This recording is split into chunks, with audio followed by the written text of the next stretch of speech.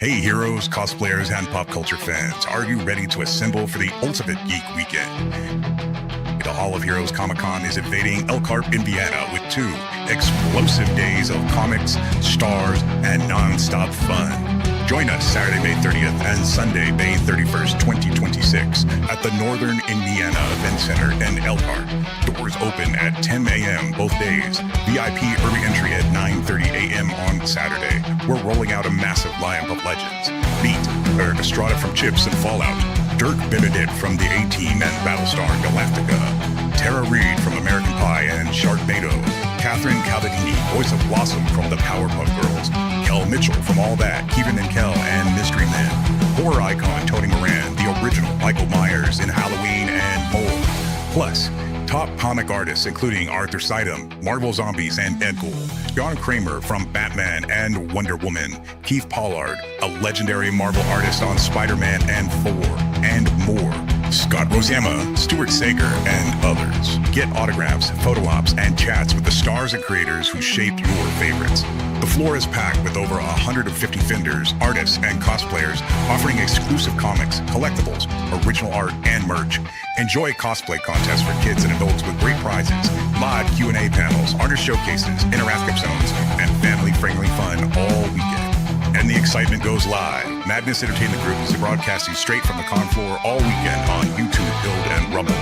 Catch every moment as it happens, then relive it anytime with the full shows available later on Med TV on Roku. Grab your tickets today at hohcomiccon.org.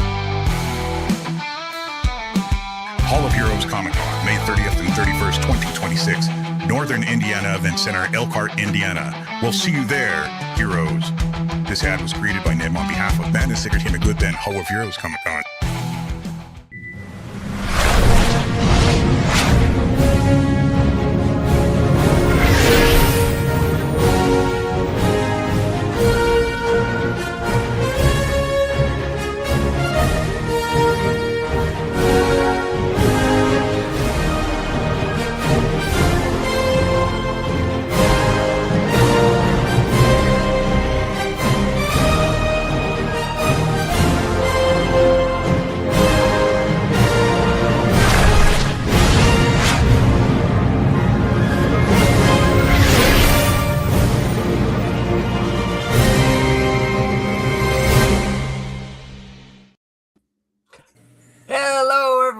Welcome to Silverline Silver Sunday this May the 10th. I am your host, Admiral the Man. I am just going to really quickly say Happy Mother's Day, you mothers. Yes. So we are running a few minutes late because of that. I was running in here and my wife said, "You're going in there like that?" And I said, "Yeah." She goes, "Put on a hat." So I had to put on a hat. We've been doing Mother's Day stuff. She beat the dickens out of us in putt-putt. We played putt-putt, and she creamed us. So your wife did? What's that? Your wife did? Yes. Yeah. My son said, yeah, she had the Mother's Day charm going on for the for the games today. So yeah. All right. So I'm the host. I am joined, as always, by MillertonGazette.substack.com, the man in the mask guy himself, Mr. Mike W. Belcher. Say hi, Mike. Happy Mother's Day, all. What half the audience. Every day I'm guzzling. Is that what it says? Every day I'm guzzling. And, of course, we're joined by one bad mother himself, Mr. Tom Mason. Say hi, Tom. Hi, everybody. Happy Mother's Day. So, hopefully you all said something nice to your mother today, assuming your mother is still here. If she's not, then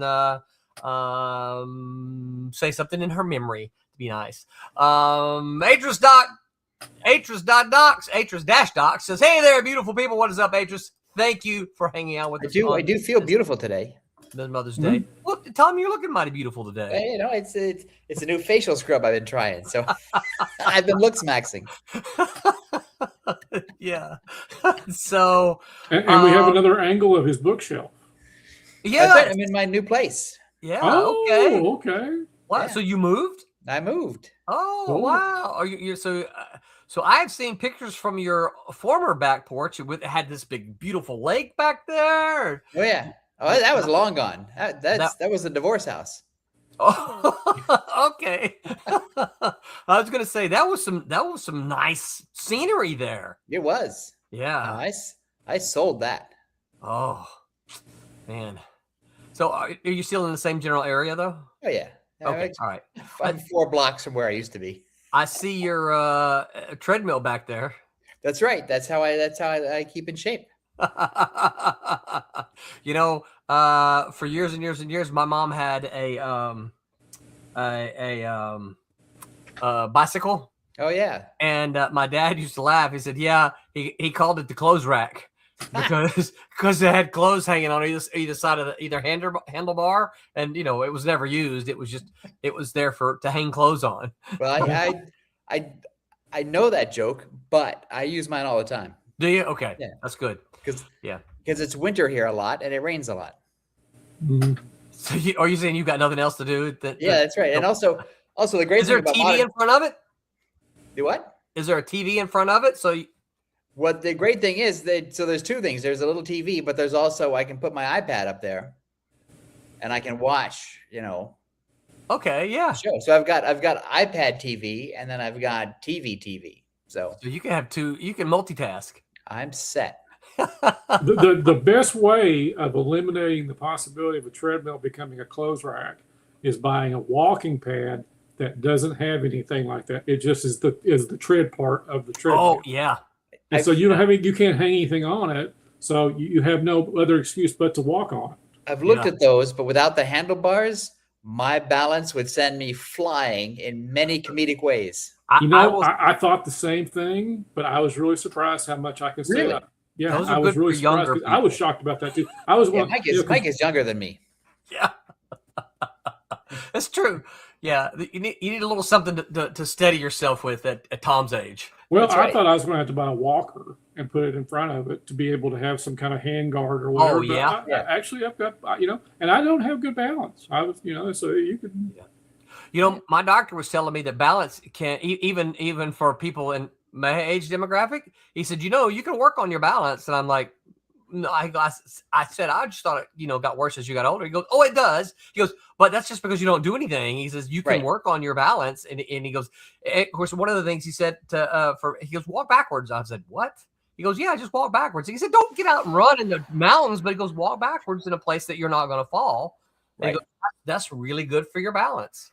I see people at the gym using the treadmill, but walking backwards on it. Yeah. It's like, I don't want to stare, but I can't figure out the mechanics of how they figured that out. I would, that'd be one of those instances where I would end up on YouTube because I would be, my feet would be up in the air. It's funny. My dad said, my dad was alive. He said they were sitting he had a place. He used to go hang out after he retired. He used to hang out and loaf, right? He was a loafer. And they would all sit by the window and drink their coffee and eat their popcorn. And he said, one day he said this man walked by. A few minutes later, he was walking backwards, right? And he goes, a few minutes later, he walked by again. A few minutes later, he walked backwards. He goes, they just talked about him all day long. And he says, after about 3 or 4 days that, my dad said, he goes, I couldn't take it. I had to go out and ask him, what are you doing? So the guy told him the story. He said, yeah, my doctor said I should walk backwards. So he goes, and he pointed out a place. My dad was at the tractor supply store, and he goes, I just walked down there to this spot here, and then just walk back. So small town Arkansas. Atris says those narrow walk pads are great on space too. He goes, the idea is you often use them at a desk, so you steady that way at the desk. Right. Yep. Yeah. Matt likes comics. What's up, Matt? Thanks for hanging out with us again tonight, man. He goes, hey everybody, and he goes, happy Bad Mother's Day, Tom. Oh, we can always trust the potato. Hyper Potato says, like and subscribe, kids. Hey, Hyper, thanks for hanging out with us. We always trust the potato. So before we get into tonight, anybody got any news to share? Beyond the Stars successfully funded, by the way. Thanks for everyone who Excellent. who pledged and supported. Yep. So I haven't placed the order yet, but I'll be making the order with our printer soon, and should get those shipped out. All of you guys who are subscribed to our Substack, notice that we did immediately start another one called Operational, I forget what it's called, Operational Expenses, I think. And I won't go through the whole story here live. Just go over there and you'll see it explains things. Most of you who are into comics are very aware of the whole diamond situation, so you kind of know what's going on. And there's a lot of stuff over there. I've got a whole stack, by the way. I just know I've got a whole stack of other art that I've got yet to add. You can even see here one of them is the Christmas cover. Try not to. Yeah, so it's just a whole stack of art that I've yet to add. So I will get on that and get those added. You should put the link in the comments. The link is silverlinecomicscrowdfunder.com, but I will add it. Silverline. Yeah, because I'm not writing that down. Comics. Well, I tried to get Crowdfunder. I can't talk and type at the same. I tried to get one that was easy to remember. So silverlinecomicscrowdfunder.com, no spaces. There, Pops has come for us. Yeah. I like what Barb called it, Mulligan Stew. Oh, I thought that was great. Operation Mulligan Stew. Yeah. Although anytime I hear Mulligan Stew, and I'm sure you guys haven't heard it. Anytime I hear Mulligan Stew, it makes me think of the rock song, which is a metal song called Mulligan Stew. No, I don't think of that at all. Yeah, I do. There was also, wasn't there a cartoon Mulligan Stew along? Like I was going to say, cartoon. that's what I think of. Yeah. I think of the very short-lived one, but I think of that first. Yeah. I thought there was also a comic book called Mulligan Stew, and I thought it was faith-based or some independent, obscure publisher thing from the 70s, maybe. I think, and it might have been connected to the show, or it might not have. I don't know. I don't. Yeah, I don't recall a comic. I was going to see. This will get us a copyright strike if I play it. Mulligan's.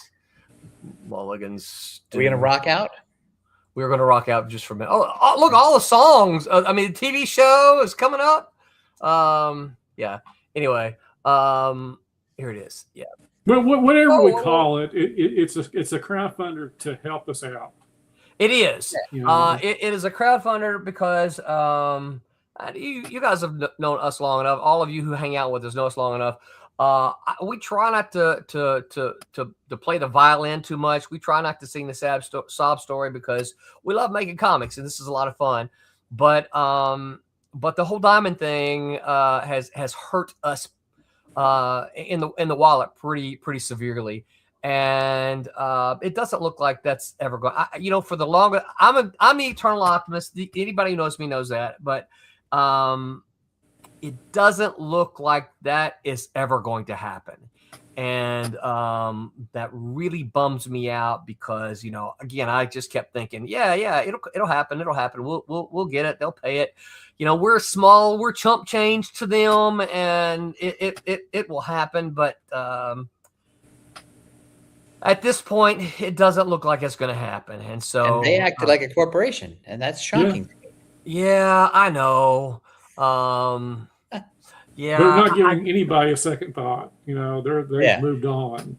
Yes, right. And so anyway, it is what it is, and so yeah, this is a way for us to help recoup some of those things. Matt Likes Comics says do a review and you can play a snippet. Oh, okay, cool. Yes. I've got it queued up, so we're gonna play. I'm not gonna play very much of it because I don't think any of you guys can take much of it. I think you can play 8 seconds of anything, and it's okay. Well, here we go. I'm gonna share the band is called Vengeance Rising. Ooh, look at that. There we go. All right, here we go.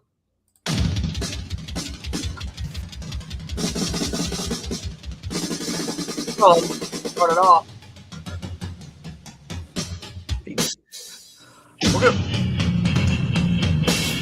We're gonna play till he starts singing, and then you guys will cut it off. I feel like Satan is in the room with me right now. Wait till it starts singing. You'll feel that even more.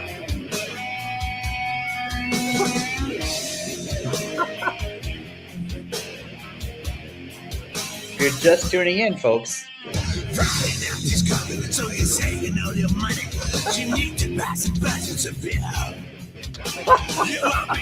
Okay, that's it. Next on the King Biscuit Flour Hour.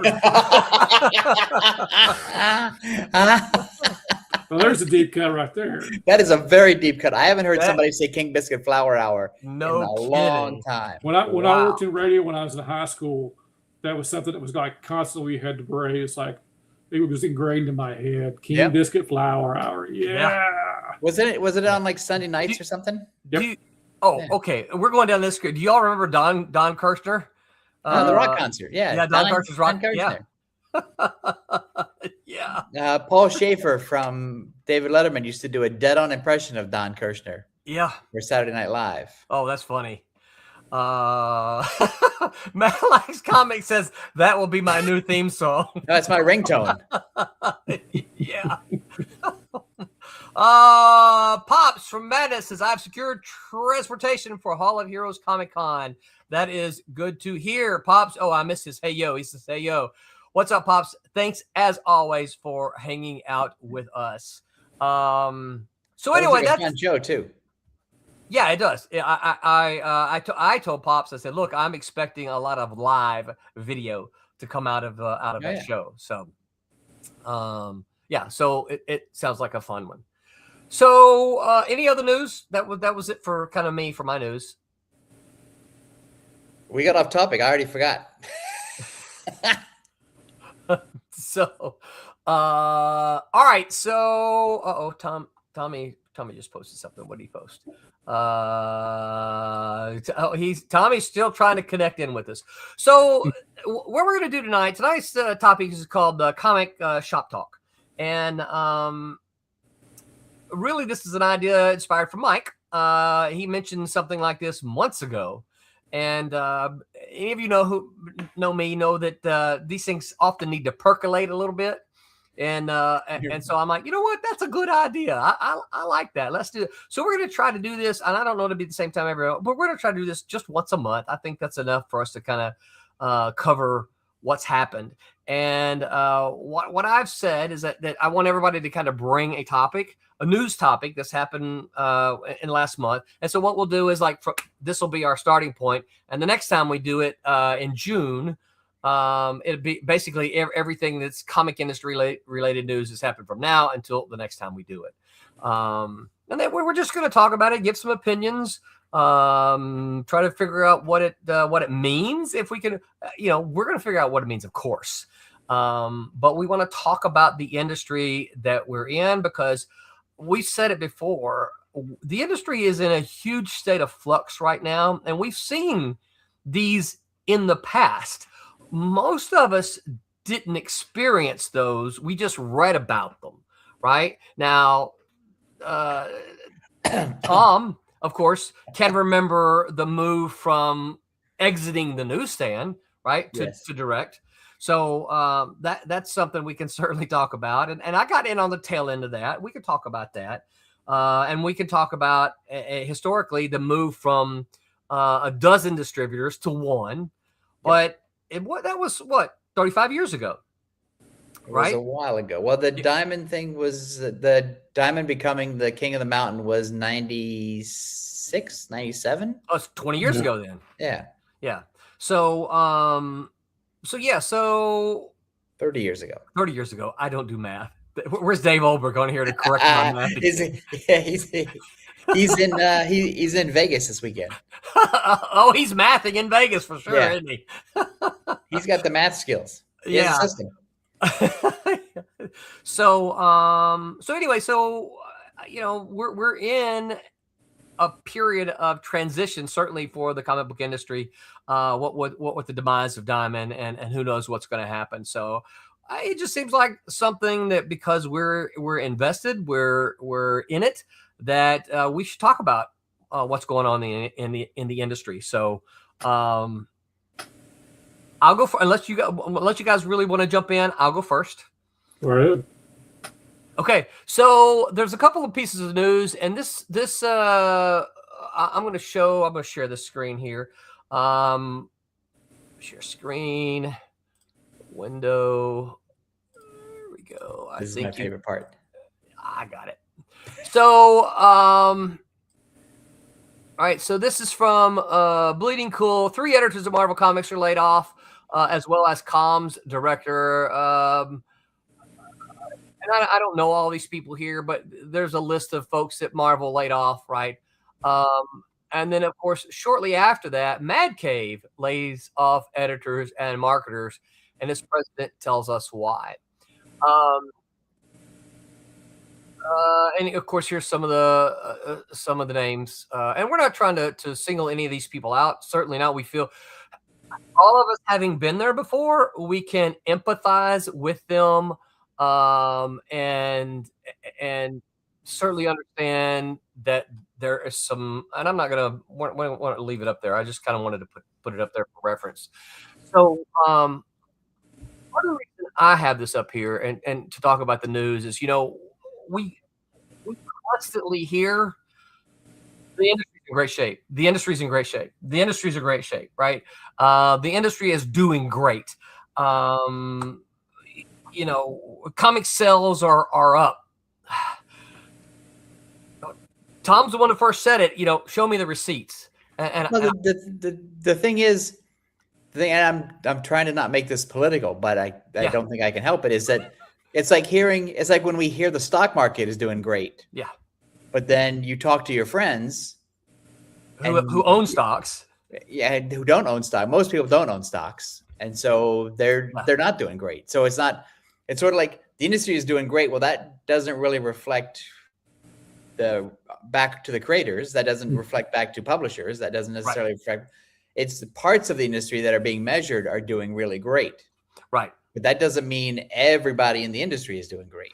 Right. And we're not on here suggesting that the absolute Batman is not rocking sales out the door. It's when you have 19 variant covers to each issue, yeah, it's kind of hard not to. I mean, because that's become the bread and butter of the comic shops is having those rare variant covers that you have to order so many copies to even get. Yeah. I saw someone complaining that they had ordered, and I may get the numbers wrong, but you guys just go with me, right? They had complaining that they had ordered one of the variants that was a 1 in 100. Right, something like that, and they were like, "I ordered that, but I didn't." When it came in, my comic shop wanted to charge more money, and I don't remember how much it was, but it was a considerable amount. And it was like, I ordered it. I didn't order the 100 copies, right? I ordered the 1. Right. And of course, everybody was coming on. Well, he has to order 100 copies to get that 1. So the cost of that should be his cost of 100 copies. And of course, then the whole was like, no, I ordered this, blah, blah, blah, blah. I'm like, well, no, he has to order 100 copies to get that 1. You want him to just bite that cost? Anyway. But then the media reports it as people are talking about comics again. Right. Yes. Right. And I think that's part of the problem is that people are looking at Absolute Batman and saying they're flying off the shelves, and they are. Right? That's not what we're saying, but that just means Absolute Batman for DC Comics is doing great.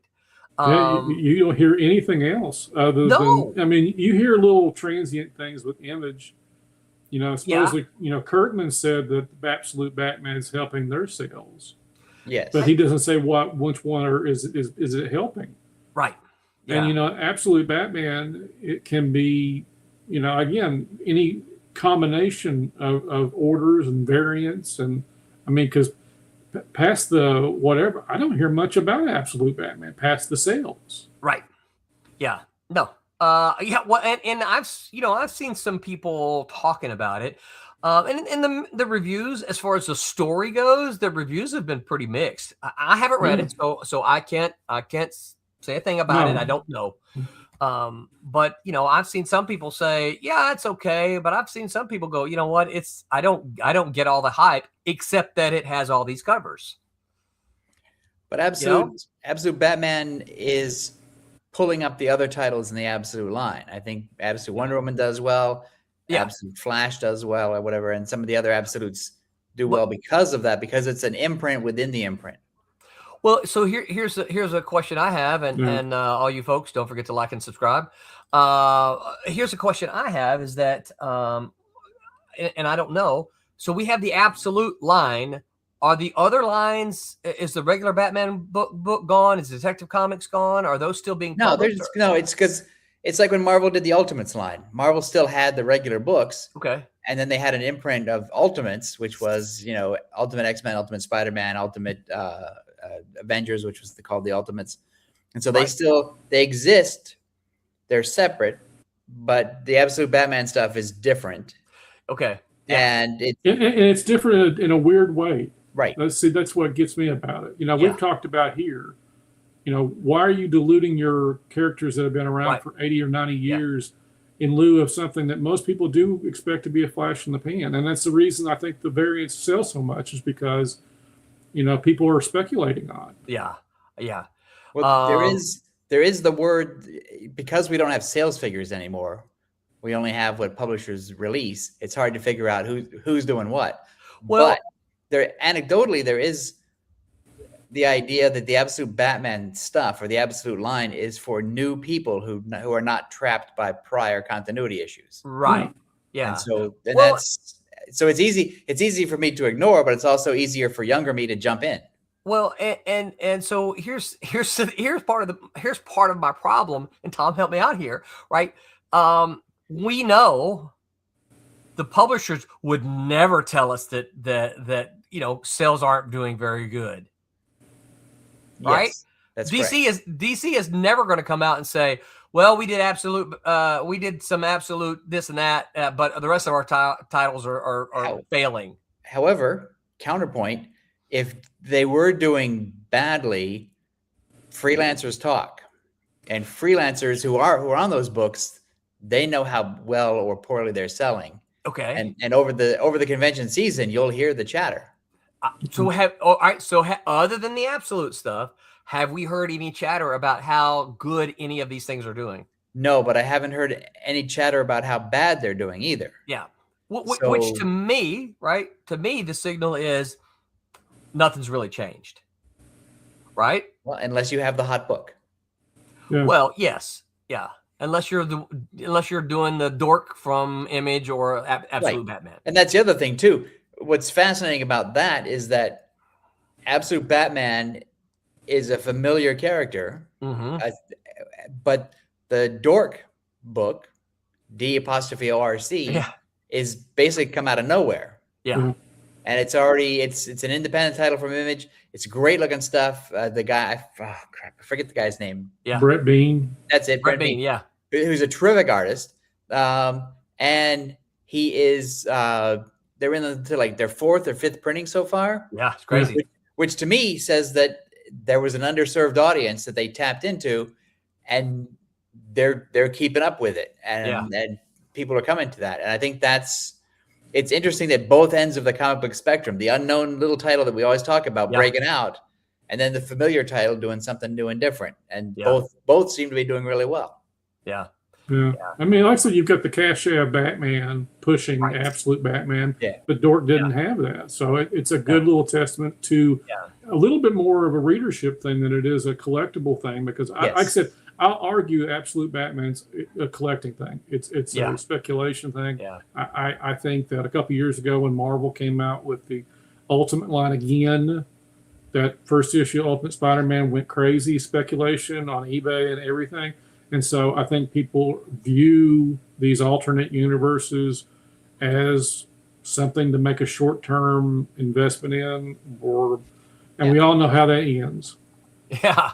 And unfortunately, that's just the way it works with it. But again, the whole premise, I mean, from a reader point of view, the Absolute line isn't for me. I have nothing about it, because the whole point of Absolute Batman is basically saying that the mainstream Batman is inferior. It's inferior. He's the Applebee's of Batman. He's the complete opposite of Bruce Wayne that we've known for years. He's the non-billionaire working class from the bad part of town. He carries an axe, right? He carries an axe and kicks kids off roofs.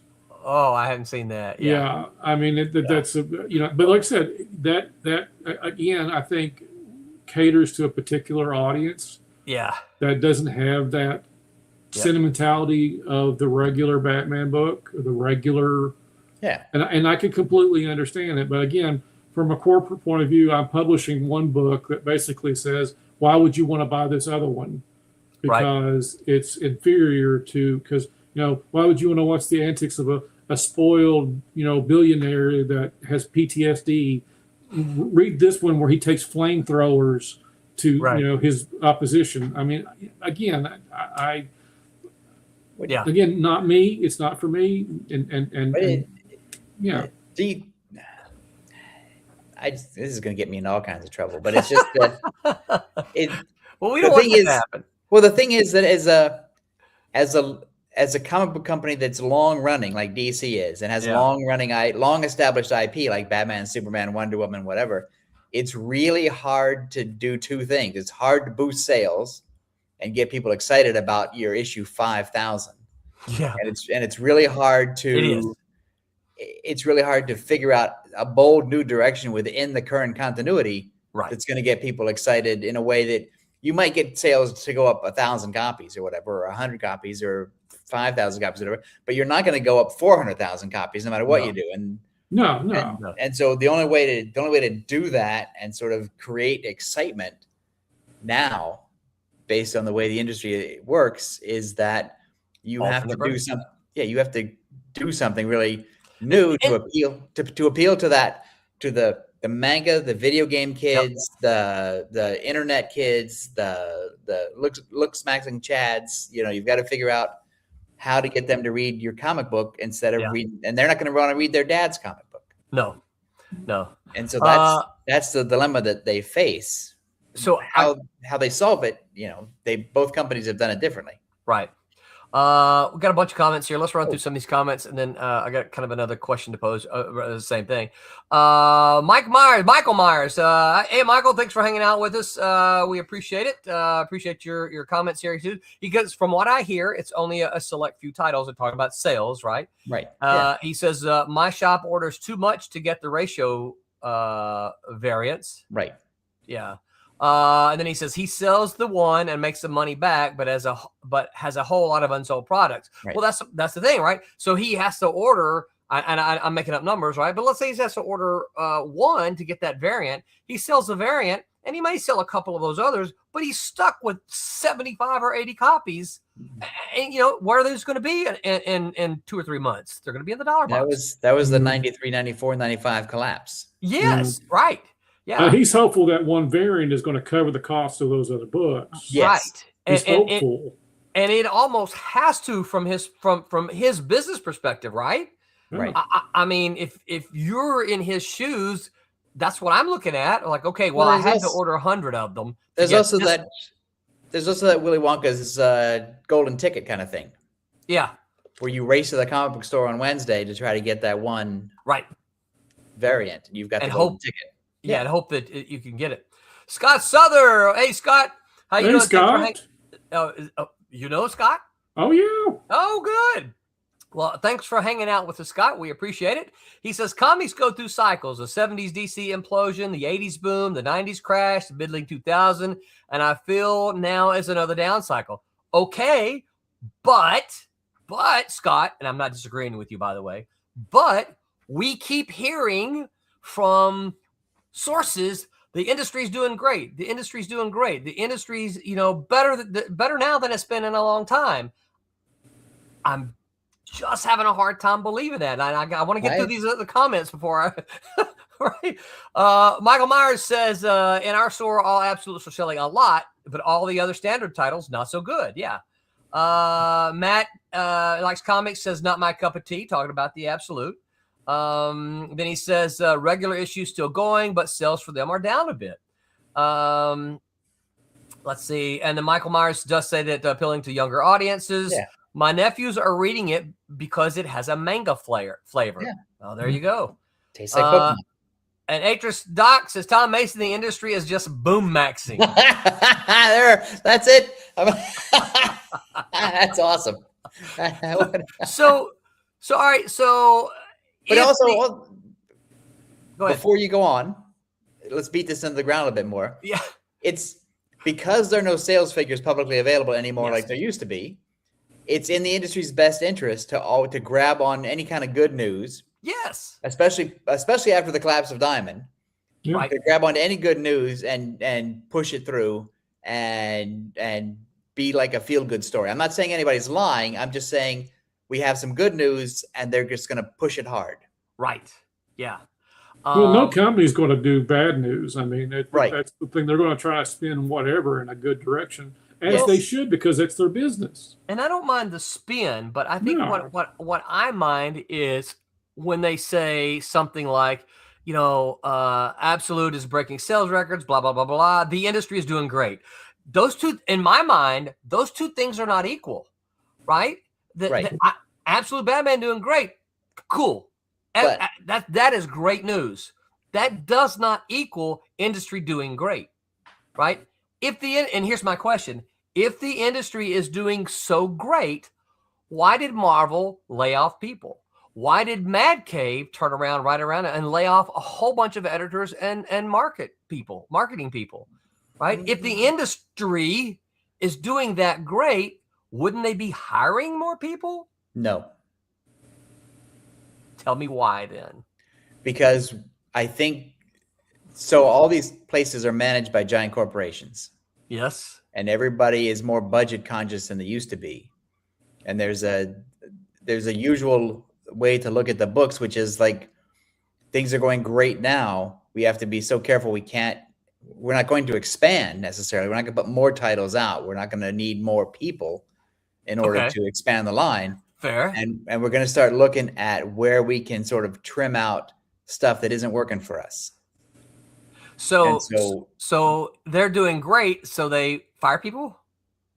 Well, you slim down so that you don't get like if you believe in the boom bust cycle, as I do, if we're boom maxing now, as Atris says, then people who are experienced in the industry know that this is going to fall sooner rather than later. Yeah. And so it's better to sort of look ahead a year or two from now and figure out where we might be when the cycle breaks. And where we might be 2 years from now is we can probably get along without some people. Yeah.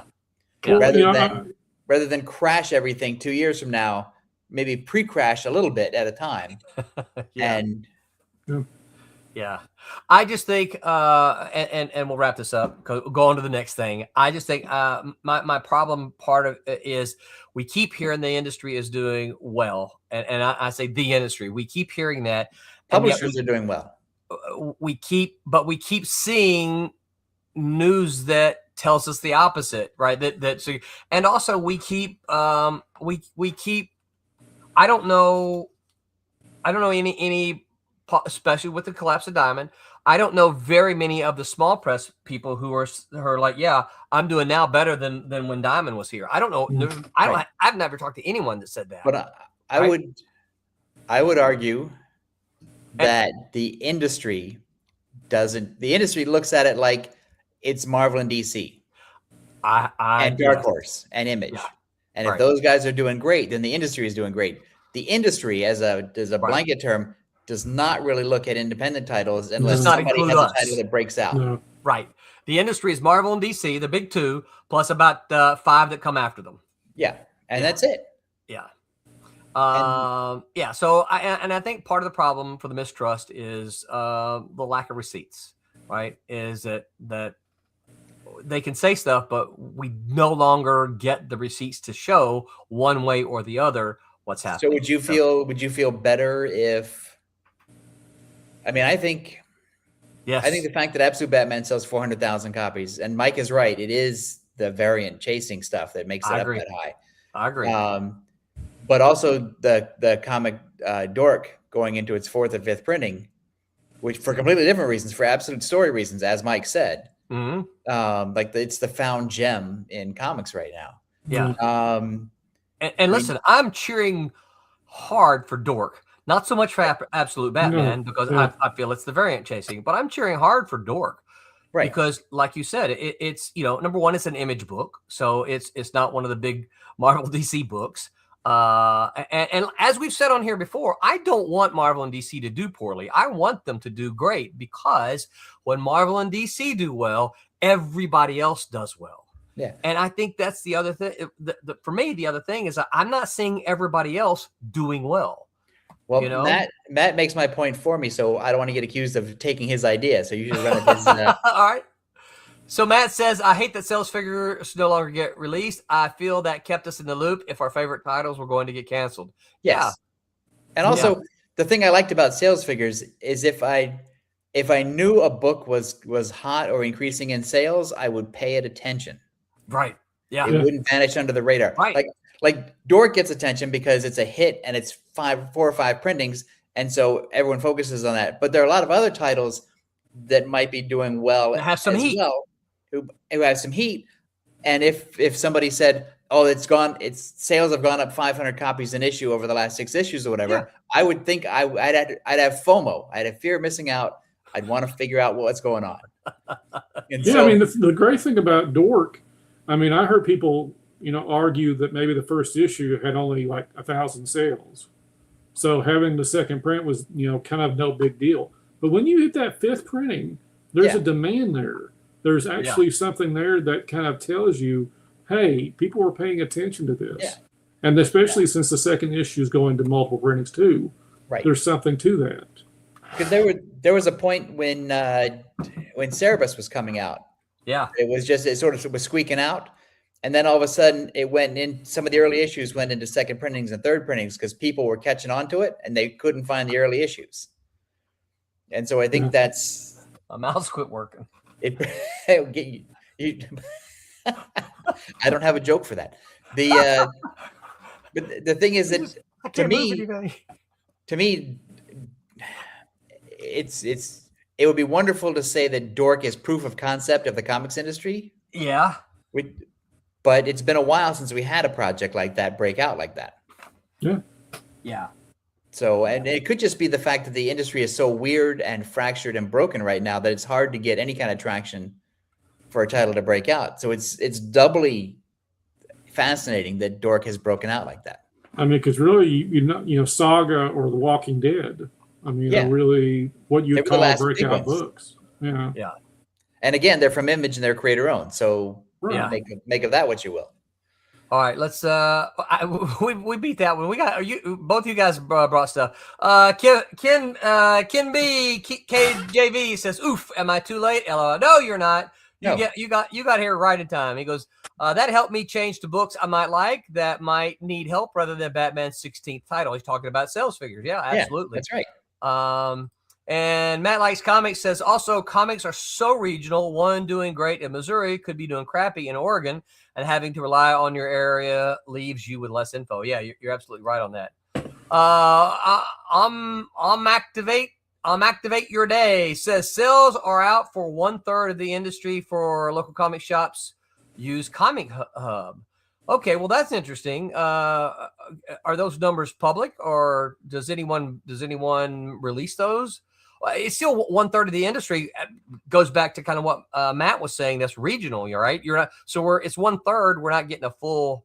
We're not getting a full picture.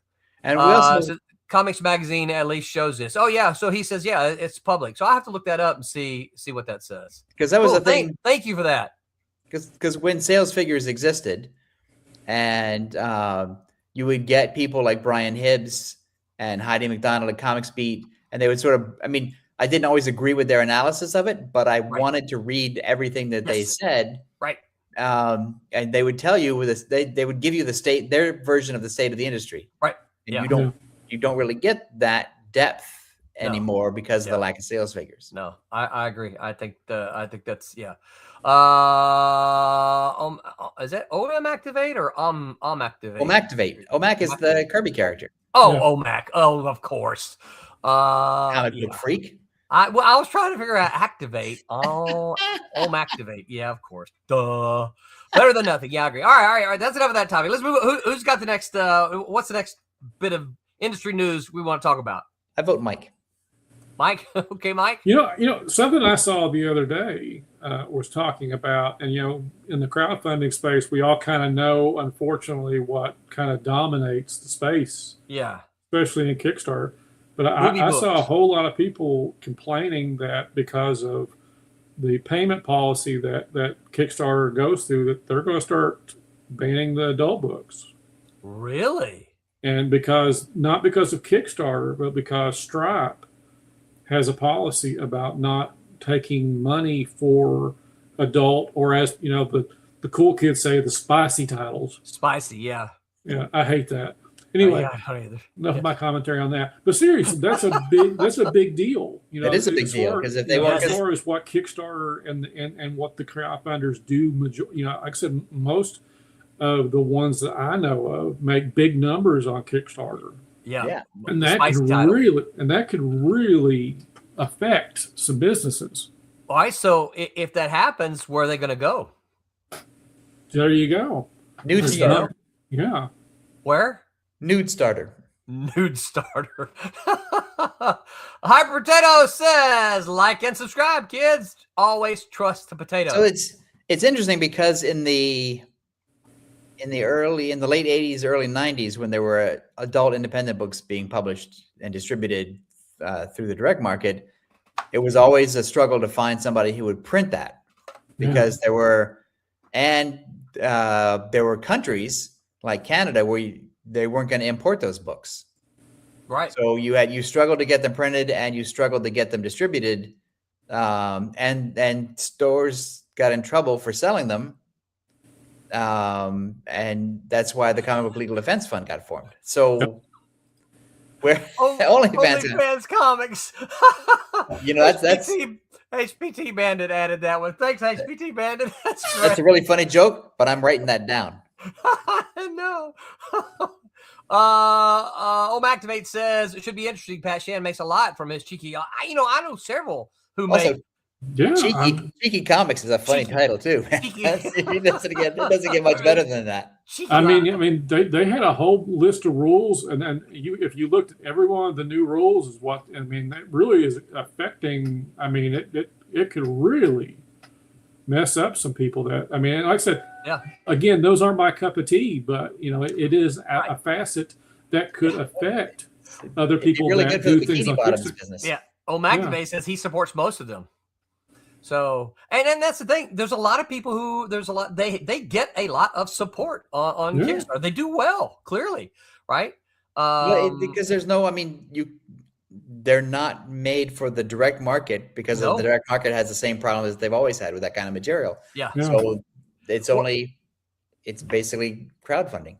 And if you aren't able to find these creators at a show, which, let's be honest, except for the really big names, unless you're local, you're not going to. Yeah, because most small press people can't do that great amount of traveling, right? It's just it's unaffordable, right? Yeah. And so if you're local to one of those creators, of course you get access to their books all the time. Yeah. But anyone who lives in California, Oregon, Washington, I don't get out there. It's not affordable for me to get out there. You wouldn't go anyway. Collection of my books. Do what? You wouldn't go anyway. I went to San Diego Comic-Con a couple years ago. Oh, that's right. Yeah. I take that back. Listen, I can still get a guest badge out there. Right. I'm still on the list, and they tell me, hey, renew your thing. So, but it's just getting in is always only part of it. There's the table airfare fees. in the hotel is what kills you. Airfare, hotel, Activate says Bad Bug, another like that will affect them. I don't know what that means. Nope. It's a comic. It's a comic company. Oh, right. Okay. Bad Bug. That's a great name if it's a comic book company. It's a great name for a comic book company. Bad Bug. Yeah. Matt Likes Comics says after the Tower Cinema decision, it became easier to import them to Canada. Oh, there we go. All right. So, that's up to speed. I don't have that information until just now. Yeah. Yeah, that is interesting, Mike. It will be interesting to see how Kickstarter enforces that. Well, I You know? thought it's funny if it's true that these things do go in cycles, which I believe. Yeah. Then as those comics became more and more graphic, it was only a matter of time before it sort of peaked, and then something would happen. Yeah. Whatever Yeah. that something is, and now it looks like that something is going to be, the Well, money. Well, you know, because it affects Kickstarter too, because Kickstarter gets a percentage of those books. Right. Yes, they do. And again, Big it's not percentage. their policy; it's the policy of the people that they give to, disperse the money or take the money, or Right. however they do it. So does that mean they maybe could possibly switch if they make enough? But like I said, I think it's an interesting situation for the comic book crowdfunding part, because if those guys are going to be gone, does that make it better for everybody else, or does that No, make it because worse? I would guess, without knowing anything other than what we just talked about here, my belief is that Kickstarter would find another source for the money, because Kickstarter would want to keep their profits from those comics. Right.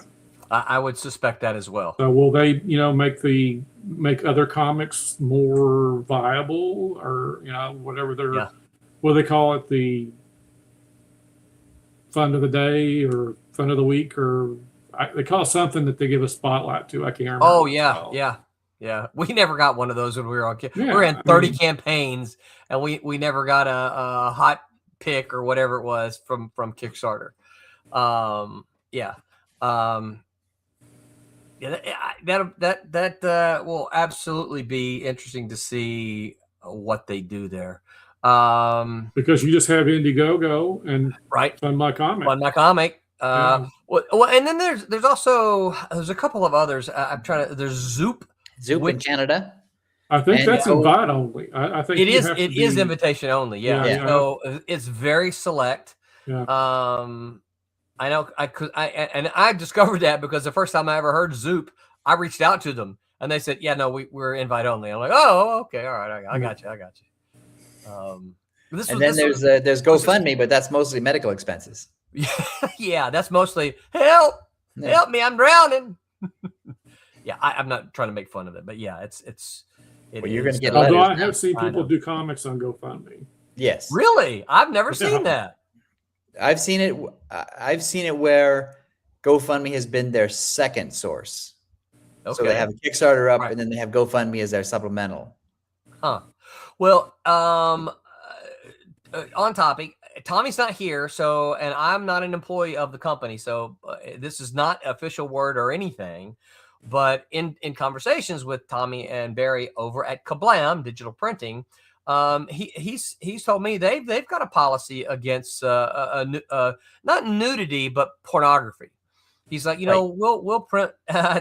Tommy's not here, but he's like, we'll print boobies, but not pornography. And he has told me, and I haven't seen any of them, so I don't know. And he's never mentioned any names to me. Anybody who might be listening, that they have rejected some that they just felt was over, that had crossed the line for them, Right.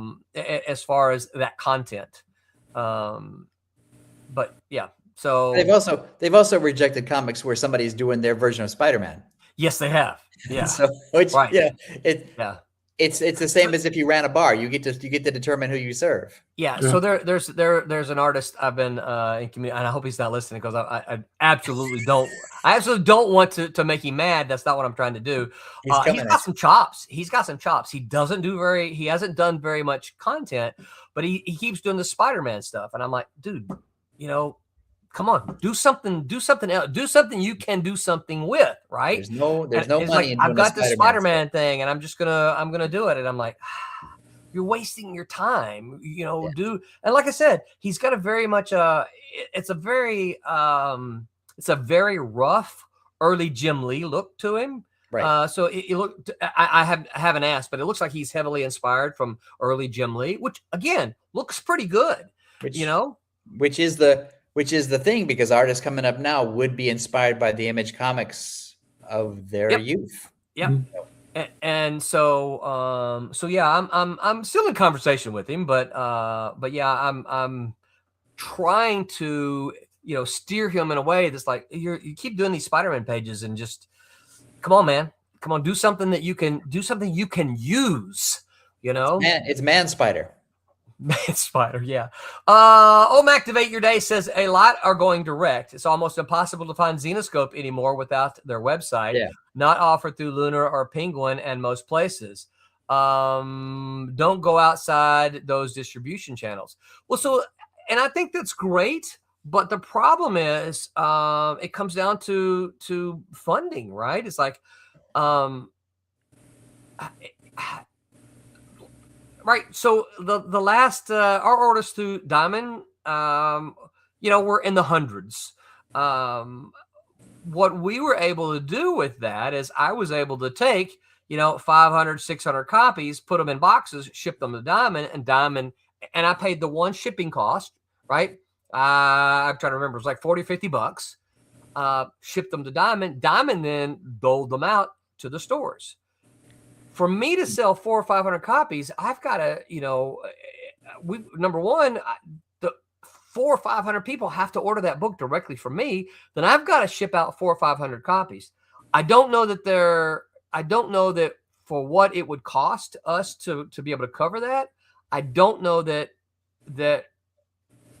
people would be willing to pay that cost, right? Well, I think Zenoscope benefits from having been in the business for like 15 years. Well, yeah. With a massive mailing list and a massive convention presence. Right.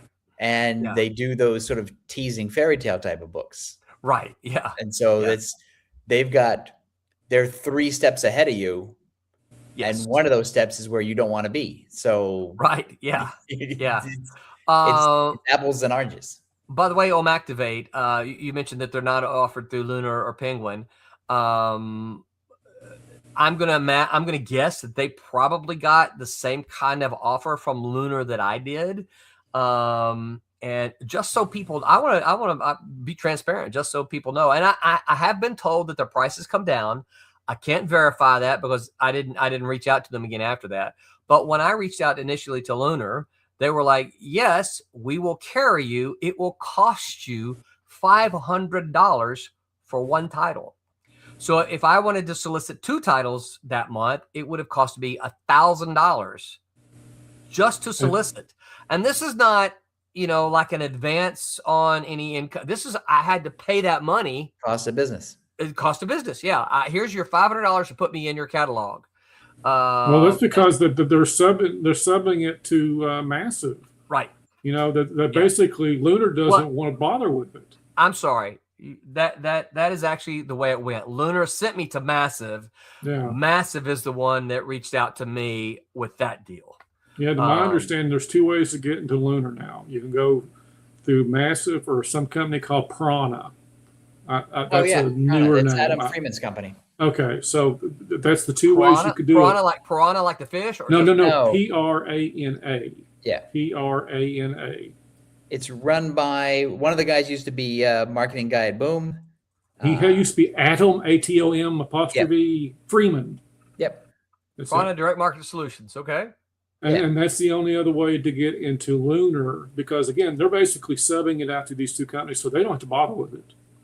Yeah. Because they don't want to, they're in a position that Lunar doesn't want to be dealing with somebody that sells maybe 300 copies. Also, it prevents Lunar from having to hire more people in the event that there's some kind of downturn. So they're another sign that the industry is not doing terrifically well is that people are keeping it tight and outsourcing stuff. Yeah. So, and not to rehash that topic again, to me, the evidence of the industry doesn't support the claims, and I want them to be true. Right, because I believe in the trickle down, right? But the evidence is not proving it to me. Activate says Massive and Prana, yeah, and they said that $500 is a pretty good side hustle for some publisher. Yeah, that's getting it for Listen, if I was made of money, obviously it would be no issue. I would just say, yeah, here's your $500. Yeah. Clearly, I'm not made of money, so we can't do that. Well, also, you're not going to get that money back. Nope. It's not going to return on that investment. So it's just, So it's just, So it's just wait. It's just it's money thrown away that I don't have to throw away. The thing that turns it around is you get a hot book, and suddenly people will be like, "Yeah, okay." Yeah. Now, well, we get a hot book. Massive's coming to me and says, "Hey, we'll waive your fee." Right. Or we'll do it for, or we'll do it for 100. Right. Yeah. Yeah. So, Activate says that I do know my local comic shop is doing fairly well right now. That's great. That's good to hear. And it is great to hear. We want them to do well. My question would be: is it because of Absolute Batman, or is there something else that's moving? It's Free Beer Fridays. That's what does it. Free Beer Fridays. All right, Tom, what do you got? So the look, we're out of time. Now we got a little bit more time. So DC Comics announced they have a create a Batman villain contest. Oh yeah, it's publicly open to anybody who has a creative spark in them. You posted that in our group, didn't you? Yeah, I sent a link to you. Yeah, and I think it closes at the beginning of June, I think, and then they'll take anybody. You got an idea, pitch it to them, and you could win $10,000, and you would get a piece of original art, and you would be invited to something resembling a development meeting for how to create your character, and you would have some say into how your character looked when they redesigned it for publication. And I think stuff like that is great, and also not great. It's great because it gives everybody hope, and thousands of people are scrambling around trying to create a Batman villain and send it to DC, and to win that golden ticket. And then it's not great because the $10,000 is all the money that you'll ever get. Yeah.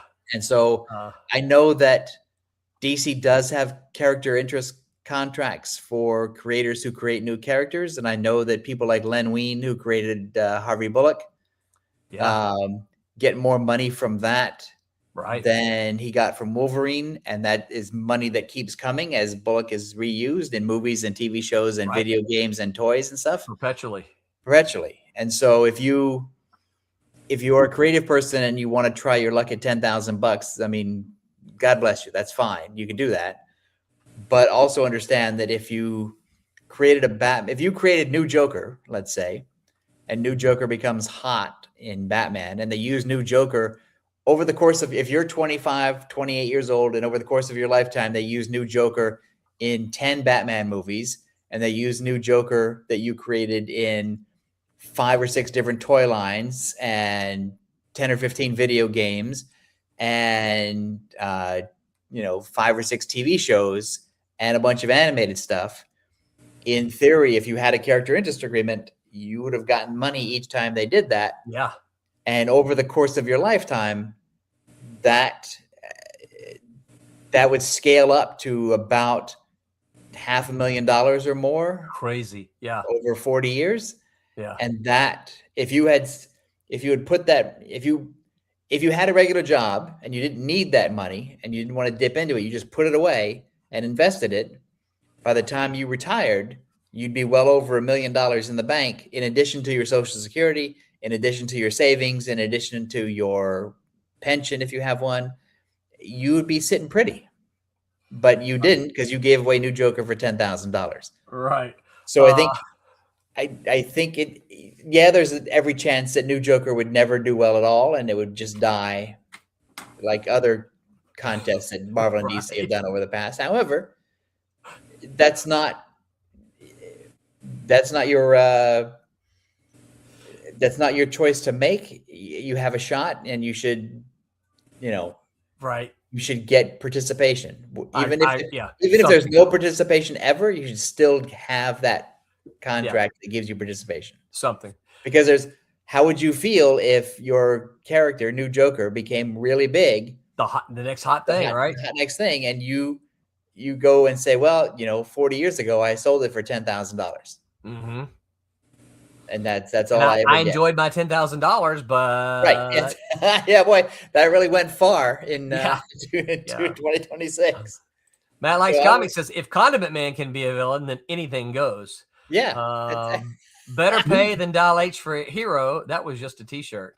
Right. Activate says DC. Oh, talking about what his shop did. DC and Image says, by the way, Ron, I'm Mike Myers. Ron, by the way, Ron. I think you're talking about you. Oh, Mike Myers. I remember you. Yeah, of course. Activate. Yeah, I remember Mike Myers. Roland. Actually, Mike Myers has backed. I'm not going to say has backed several of our campaigns before. So. There we go. Thank you, Mike, for dropping in. Oh, we met at Heroes Con. Yeah, I do remember that. Yeah, absolutely. Hey, by the way, chat's been very good tonight. I like all the participation from Activate and Mike and Matt. It's been great having you on. Absolutely, and you guys help me remember to do whenever there's just three of us. Help me to do the setup like this because what happens, I've discovered that when I'm trying to make clips, it's so much easier when we're like this than when we're staggered like that, because I just can't. I can't, because it cuts off part of us, right? And if I can do this, then it makes it so much easier to. My job, Roland, is to be here for you, and any way you want to frame my giant head, you can do that. As far as selling a villain to DC as a fan, I can see the attraction. If you have no creative whatevers. And you're not a creator yourself, and you're a Batman fan, and you have an idea for a character, I could see how this could be a cool thing. But if you're somebody like us in the trenches, we're going to be looking at participation. We're going to be looking at what else are you going to do with this character, and no thanks. Because the thing is that the FOOM, the Friends of Old Marvel, had a contest to create a character, and that was won by a guy named Mike Barrero or something like that. And it was a great looking character, but Marvel eventually did something with him, but he never became a thing. Yeah. But then there's the guy who had the idea for the Black Spider-Man costume and pitched it to Shooter, and Shooter gave him $250. Yeah. And then said thank you. And then they sat on it for like a year or two, and then suddenly they put him in Secret Wars, and then it became Venom. Yeah. So it was like, and he got $250 for creating Venom. Yeah. And again, his idea was just, hey, black costume Spider-Man. He didn't actually create the idea that would become Venom. The other writers actually did that, but he had the initial idea of put Spider-Man in a black suit. Yeah. And then Malibu had one, as somebody in the comments pointed out. Activate did.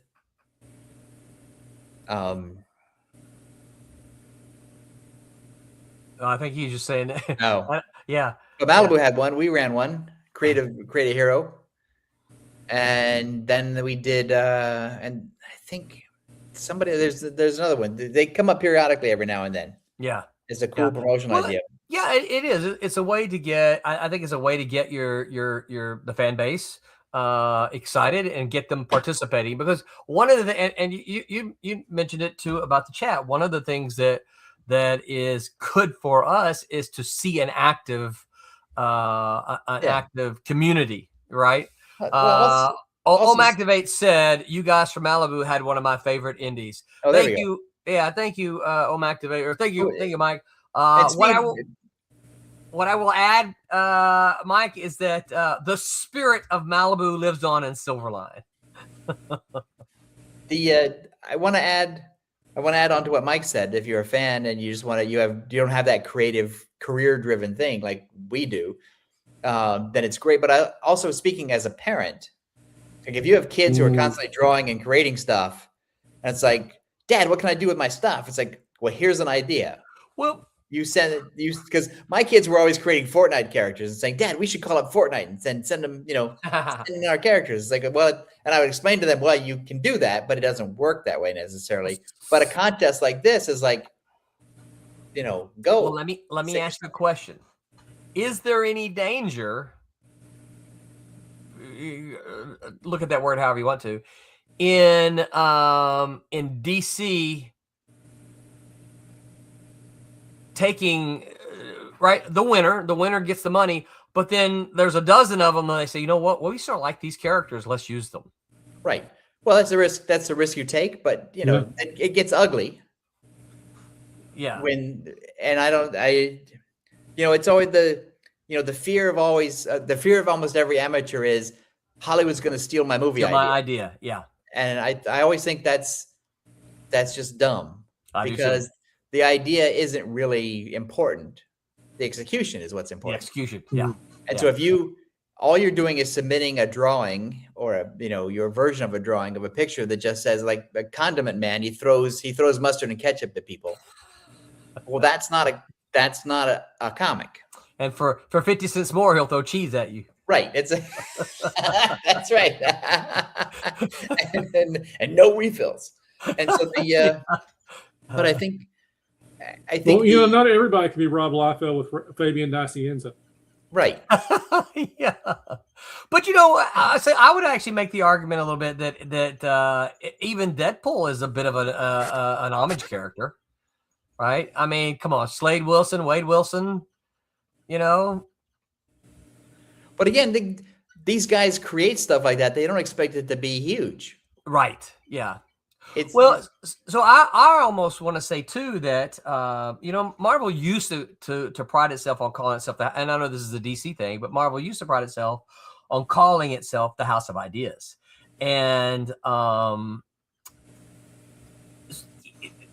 so do they just not have any ideas anymore? Or I think they do. Okay, I think it's just marketing. It's a hook.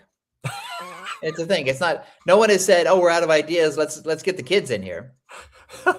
Atris says in this economy, Condiment Man is charging $3 per slice. He ain't wrong. So I don't think it's a lack of ideas. I think it's a thing of, like, let's get some more excitement. If you follow the logic, we have a lot of new kids now reading Absolute Batman and reading Absolute whatevers. Maybe those new kids would like to participate in the comic industry itself. Yeah. Let's open up the door. I don't think it's like if you went to a school, if you went to an elementary school and you were given a lecture on comics, everybody would draw their own character for the class. Right. I think that's what it is. Well, and here's something. Didn't show up. Here's something Atris added. He goes, a lot of fans create their own characters anyway, even if it's just headcanon. Yeah. And I think he's right. Yeah. Or if it's just like a Mary Sue character where it's just you dressing up and pretending to be a hero. Right. It's a great way to interact with your fan base. Indeed. Yeah. I agree. I think a lot of fans create their own anyway, because I think one of the things that comics can do is inspire. You read something and you're inspired, maybe to be creative. So, because if I was to build on what Mike said earlier, if I was 13 years old or 14 years old and I created a comic book character and it got picked up by DC as the new Batman villain or whatever, I would live on that for years. Oh yeah. I would get the $10,000. I wouldn't care about creating another character. I wouldn't care about anything else, but I would tell my friends every single day, yep, hey, my issue of Batman's coming up. That's right. I mean, the street cred for that, right? I mean, come on. I would especially be today. I would be reaching out to conventions saying, hey, you invite me as a guest? I created second Joker. I created new Joker. New Joker, yeah. HPT Bandit says House of Ideas is a rummage sale, but all the good stuff is gone. Hyper Potato, always trust the potato, we say. Says follow Roland Mike on Twitter. Follow Tom all around his neighborhood. That's it. Well, actually, you can follow Tom on Blue Sky. Are you on the Twitter, Tom? No, I never got on the Twitter. Yeah. So have we beat this to death? We have gone past our time, but it has been. What have you guys thought? Did you enjoy this? Once again, I will publicly say Mike brings the good ideas. Yes, he does. Yes, he does. Because I didn't have this idea. So, when I wanted to make sure that I gave my credit before we dove in too much. Because this is something Mike suggested. Like I said, it's been I don't remember exactly how long, but it has been a while. You put it in your slush pile, and you eventually got around to it. That's exactly right. We all hang out in comic shops and do this exact same thing. But we're not doing anything different. Yeah. Well, and what do you think, chat? Have you guys enjoyed this? Have you guys enjoyed us talking about industry news? We'll be talking about these same 3 things next month. So come back. No, we'll be the same. Hopefully, it'd be 3 new pieces of news. One thing we didn't get to that I was hoping to cover a little bit was a couple of the deaths that we've experienced in the industry. Mhm. This last month, we lost Jerry Conway and Very sad. somebody else. Who? Lynn Lynn Straczewski. Straczewski. Oh, yeah, Lynn Straczewski. Who was a writing partner with Tom for a good bit of time. Legendary run JSA that was ended too soon. Yeah, I have a feeling, fellas, that where we are in the calendar of years, we're probably going to see more of those happen. More funerals and weddings. That's what we got. Yeah. But I think the thing about Jerry Conway is he had a great career in television after comics. Yeah, I didn't know that. If you watch, so the first four seasons of Law and Order: Criminal Intent. Okay. Conway was a producer. He produced 78 episodes, and he wrote 12 of them. And television is the ultimate collaborative medium, so it's hard to tell who writes what sometimes. Right. And even if you have solo credit on an episode, you probably didn't write all of that yourself, and may not have written any of it. Right. And so, but he wrote 12, and it was during those formative years where Detective Gorin was really a cross between Sherlock Holmes and Batman. Just didn't have a costume. Yeah. And I always attributed that to, I mean, I can't prove any of that, but I always attributed that to Conway's influence, because once Conway left the show, that sort of deductive power of his sort of meandered off. Here's a question for you, Tom. Did you ever see the show Person of Interest? Oh God, yeah, that's a great show. That person, whoever wrote that, had to be a Batman fan. Here's the thing about Christopher Nolan's brother. Who? Yeah, it's Christopher Nolan's brother. Oh well, Jonathan Yeah. Nolan. I mean, I just remember. I remember we were like 2 episodes in, and I'm like, "This is Batman. This is Batman without the cape." The thing about that show is, after the first season, it completely changes, but it's better. Yes. But it's still the same show. Oh yeah, yeah. And it gets deeper. It gets richer. They have once the 2 women characters arrive. Yeah. The detective woman. Yeah, she was really good. Sarah Shahi and the crazy woman actress. I can't remember think of her name. Yeah. So she always plays nuts. Oh, Ali Sheedy? No. The other I'll think of it after we're off the air. But anyway, no, I highly recommend that show to anybody. Person of Interest is a great superhero show. Yep. Yeah. Without any capes. Yeah, Ali Sheedy always plays nuts too. And it's also the thing about that show that's great is they do the dynamic duo sort of thing where, yes, Amy Acker, she's terrific. I love her in everything. Matt's got your back. Thank you, Matt. Hey, she was the Huntress in Justice League Unlimited. Great voice. Yeah. Oh, okay. But yeah, Matt says this was very interesting tonight. Okay, cool. Excellent. We'll do it again. And Activate, says thank you for the episode.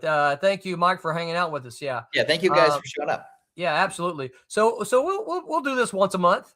4 weeks from now, we'll do it again, and we'll just try to cover everything that's kind of happened in the industry. So you guys got to pay attention. Yeah. Alex Comics said this is the sandwich is the sidekick, the condiment man.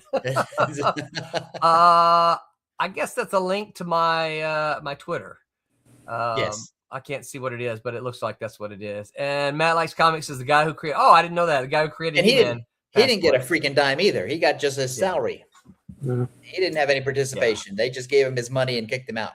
Yeah, Atris liked it too. So this was fun. Thanks everyone. Make mine Silverline. 100% Atris. Thank you so very much. All right. So any final thoughts or comments from either of you?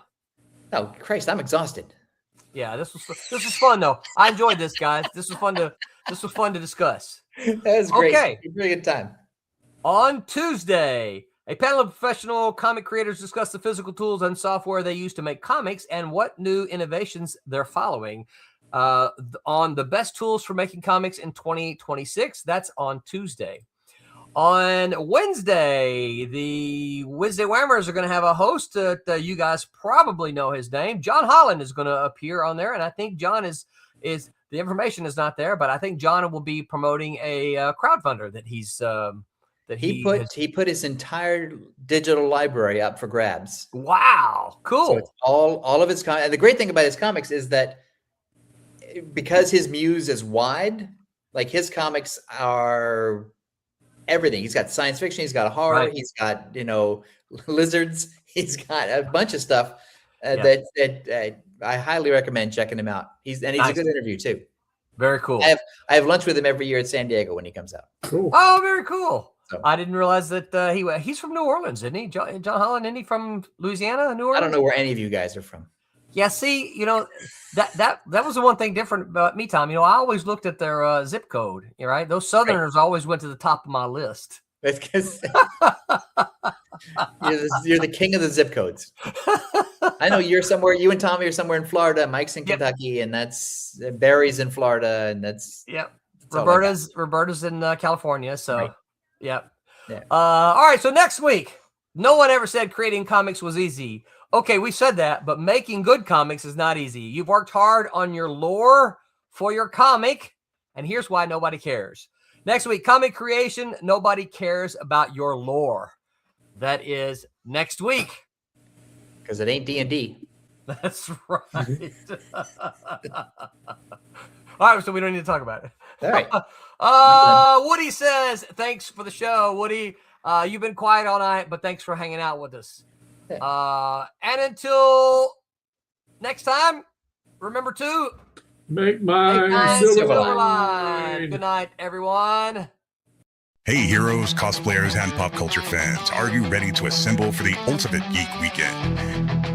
The Hall of Heroes Comic-Con is invading Elkhart, Indiana with 2 explosive days of comics, stars, and non-stop fun. Join us Saturday, May 30th and Sunday, May 31st, 2026 at the Northern Indiana Event Center in Elkhart. Doors open at 10 a.m. both days. VIP early entry at 9:30 a.m. on Saturday. We're rolling out a massive lineup of legends. Meet Eric Estrada from Chips and Fallout, Dirk Benedict from the A-Team and Battlestar Galactica, Tara Reid from American Pie and Sharknado, Catherine Cavadini, voice of Blossom from the Powerpuff Girls, Kel Mitchell from All That, Kevin and Kel and Mystery Men, horror icon Tony Moran, the original Michael Myers in Halloween, and more. Plus, top comic artists including Arthur Sidem, Marvel Zombies and Deadpool, John Kramer from Batman and Wonder Woman, Keith Pollard, a legendary Marvel artist on Spider-Man and Thor, and more.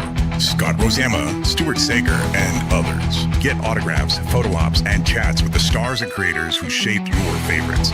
The floor is packed with over 150 vendors, artists, and cosplayers offering exclusive comics, collectibles, original art, and merch. Enjoy cosplay contests for kids and adults with great prizes, live Q&A panels, artist showcases, interactive zones, and family-friendly fun all weekend. And the excitement goes live. Madness Entertainment Group is broadcasting straight from the con floor all weekend on YouTube, Build, and Rumble. Catch every moment as it happens, then relive it anytime with the full shows available later on Med TV on Roku. Grab your tickets today at hohcomiccon.org. Hall of Heroes Comic-Con, May 30th and 31st, 2026. Northern Indiana Event Center, Elkhart, Indiana. We'll see you there, heroes. This ad was created by Nim on behalf of Madness Entertainment Group and Hall of Heroes Comic-Con. Hi, I'm John Beatty. Make mine Silverline.